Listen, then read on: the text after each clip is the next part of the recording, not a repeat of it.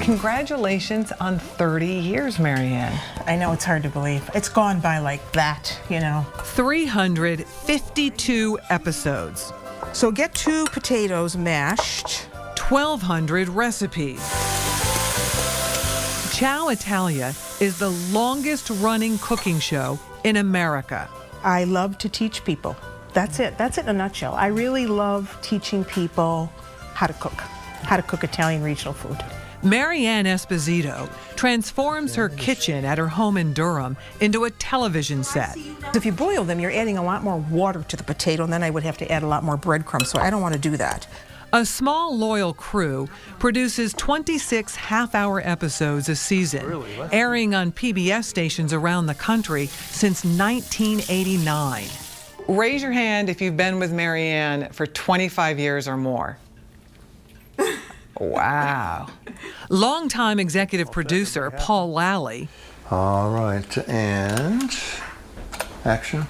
Drives the show like a precision machine running on olive oil. It's not all it's a sense of being with somebody, doing something that shows that they care about you. And what could be more important than cooking for somebody and sharing a meal with them? And that's what we do. The shows are unscripted. Marianne just chatting with you as she whips up her creations. I couldn't work off a script. I don't know how you do that. I don't know how you can read off a monitor and cook. That would, no, that's not me. Because again, Mint plays a big role. She's as comfortable on camera as she is in the kitchen, improvising, adapting, and rolling with it. We had onions, we had eggplant, we had, what else did we have? Oh, God. Zucchini. I forgot that. Yeah, we forgot zucchini. Okay, let's start over. She and her seasoned team mostly do the show in one take. Well, we cannot make a caponata without some anchovies. So here we have 2 anchovies in oil. You can buy that in your grocery store. Marianne never dreamed of becoming a television chef or creating an Italian cooking show that's now an American institution. She started out as a teacher, but cooking was in her blood, watching at the elbows of her 2 Italian grandmothers.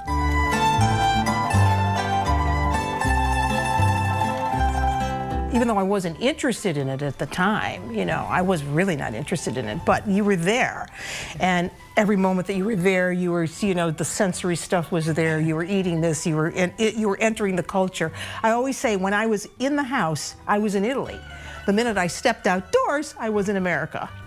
Something clicked during Marianne's first trip to Italy. She poured herself into books about Italian regional food, attended cooking schools, researched, and eventually felt she knew enough to pitch her own cooking show. New Hampshire Public Television asked for a pilot. I had no idea what that meant. A pilot program. I said, sure. Seems people like Italian food because the show got picked up. New Hampshire the first year, nationwide on PBS thereafter. Dad, Ellen, Marianne. Recipe. There's nothing here that's written down. And don't you love my brush? This is the way they do it in Umbria, of course. Just baste the meat with a rosemary sprig.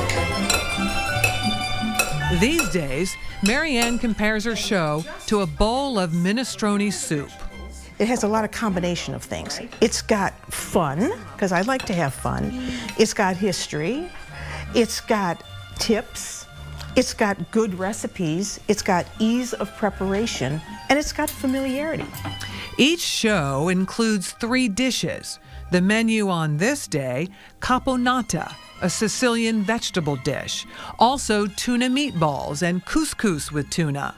Marianne peppers every episode with history and Italian culture.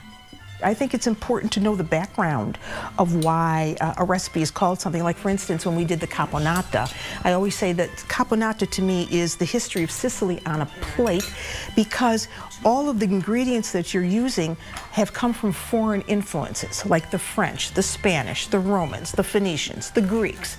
The show hits the road a few times each season, even Italy on occasion. This year, they'll shoot in Tuscany. Back home, they're heading up north. We will go wherever I think there's a story. Like this year, we're going to go to Portland, Maine to work with a mussel fisherman, mussel farming, because in southern Italy, mussels are a really big delicacy. So I'm going to do a few recipes with mussels.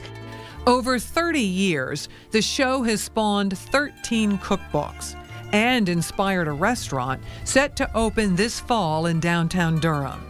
Marianne's recipe for success, as simple as her ingredients. I think the reason that this has been a steady ship is because we really haven't changed a lot of things, and people they're happy with it. And so is Marianne, allowing us to remain at her elbow for years to come. Marianne's joy comes from being able to reach well over 1 million people every week. That's a big deal for her, to share that joy with that many people.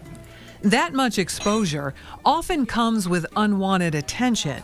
Marianne recalls her gotcha moment when her son was visiting and she ran out of his favorite food, homemade tomato rice soup.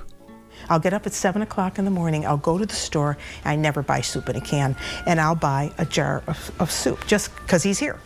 So I tiptoe over there to the grocery store. It's 7 o'clock in the morning, and I swear, I'm reaching for this can of tomato soup off the shelf, and I hear, "You're not cooking canned soup, are you?" So you can't hide sometimes. There's no hiding her culinary talent, a taste of her creations, pure delight. You're welcome to my cucina anytime. Well, thank you. So what's for dinner tomorrow night?